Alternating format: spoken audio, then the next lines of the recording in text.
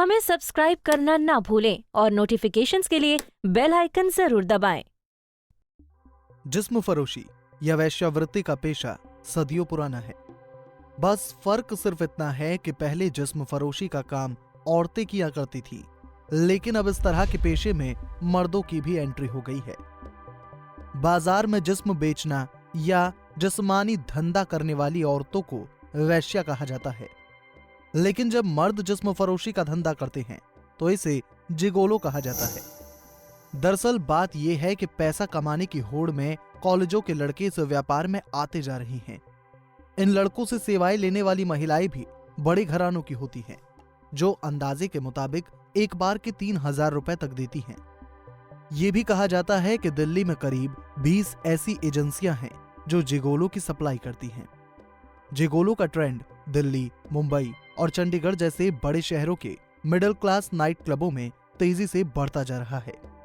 1992 में एक सर्वे के मुताबिक मात्र 27% सेक्स वर्कर ही कॉन्डम का प्रयोग करते हैं, जबकि 1995 में ये संख्या 82% तक पहुंच गई और 2011 की रिपोर्ट के अनुसार 86% सेक्स वर्कर कॉन्डम का प्रयोग करते हैं। यानी जितनी तेजी से ये व्यापार बढ़ रहा है, उतनी ही तेजी से एड्स संबंधी जानकारियां भी। एक अध्ययन के अनुसार घरेलू हिंसा में वेश्यावृत्ति में जाने के लिए महिलाओं को प्रेरित करती है।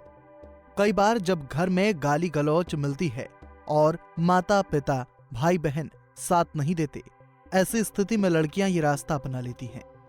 इमोरल ट्रैफिक एक्ट के अनुसार भारत में वेश्यावृत्ति को धीरे धीरे अपराध के दायरे में लाने के प्रयास चल रहे हैं।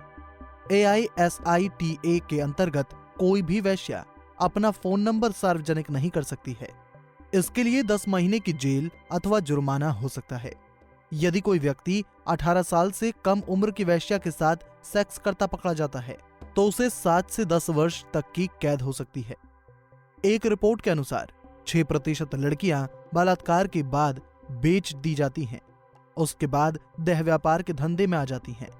8% वेश्याओं के अनुसार उनके पिता ने ही उन्हें बड़े व्यापारियों के हाथों बेच दिया, जिस वजह से वो इस व्यापार में आई। दुनिया भर में करीब 200 मिलियन वेश्याएं यौन संक्रमित बीमारियों से ग्रस्त हैं, जिनमें से 50 मिलियन तो सिर्फ भारत की हैं।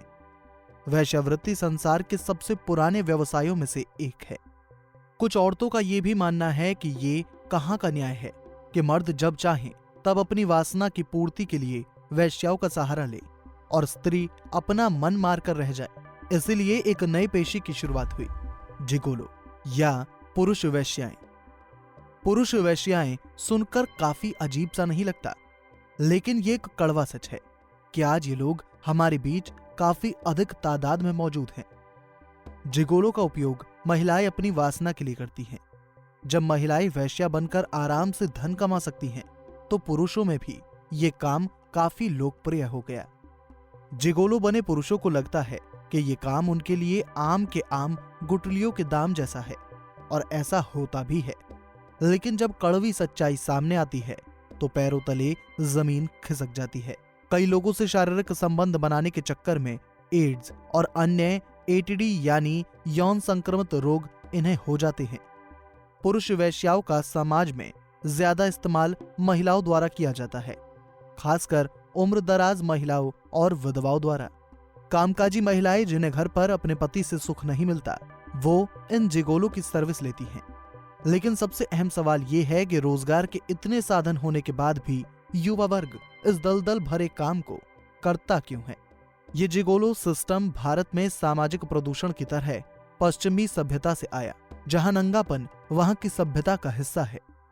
पश्चिमी सभ्यता के कदमों पर चलते हुए भारत में भी युवा वर्ग इस काम को करने लगा, क्योंकि उन्हें इस काम में ज्यादा मेहनत नजर नहीं आई और कमाई भी ज्यादा दिखी।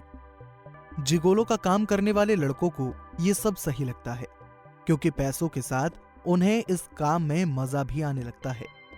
समाज के शहरी जीवन में ये प्रदूषण कुछ ज्यादा ही बढ़ता जा रहा है, क्योंकि एक तो यहाँ महिलाएं उतनी उन्मुक्त नहीं हैं, लेकिन अंदर ही अंदर दबी भावनाओं को शांत करने के लिए वो अक्सर इसका इस्तेमाल करने से पीछे भी नहीं हट पाती।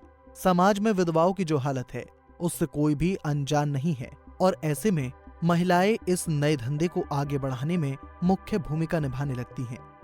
यानी इसके समाज में आने का सबसे बड़ा कारण भी समाज ही है। जिगोलो का काम कितना बुरा होता है, इसका अंदाजा इसी बात से लगाया जा सकता है कि उन्हें पुरुष वेश्या कहा जाता है। महिलाएं पुरुषों को उसी तरह इस्तेमाल करती हैं जैसे वो महिलाओं को करते हैं। इन सब में अहम बात है कि समाज में ये चीज हमारे संस्कारों और सभ्यताओं के लिए दीमक की तरह है। अगर कानूनी नजर से देखा जाए तो ये सब बिल्कुल मान्य नहीं है। पुरुष वेश्यावृत्ति को भी वेश्यावृत्ति की तरह देखा जाता है और इसे गैर कानूनी माना जाता है। भारत में वेश्यावृत्ति के खिलाफ कई कानून हैं, लेकिन पुरुष वेश्यावृत्ति के खिलाफ कोई ठोस कानून नहीं है। हालांकि इसके बावजूद भी भारतीय कानून इसे वेश्यावृत्ति ही मानता है, जबकि विश्व स्तर पर इसे मनुष्य की स्वतंत्रता के अधिकार से जोड़कर देखा जाता है। कई बार पुरुष वेश्यावृत्ति को छुपाने के लिए लिव इन रिलेशनशिप का भी सहारा लिया जाता है। ऐसे में महिलाएं साथी के साथ रहती हैं और किसी कानूनी पचड़े से भी बच जाती हैं। पुरुष वेश्यावृत्ति को अब व्यापार से जोड़कर देखा जा रहा है। अभी भारत में समलैंगिकता और वेश्यावृत्ति तथा लिव इन रिलेशनशिप के प्रति दृष्टिकोण बदलने की बात की जा रही है। देश की जनता को स्वयं कठोर निर्णय लेकर अपना विरोध दर्शाना चाहिए, जिससे शासन को मजबूर होकर ऐसे मुद्दों पर उचित कदम उठाना पड़े। अगर यही हाल रहा तो जिगोलोज कल्चर पॉर्न कल्चर की तरह फैलता चला जाएगा, जिसे रोक पाना शायद असंभव हो जाए। Don't forget to like, share and comment.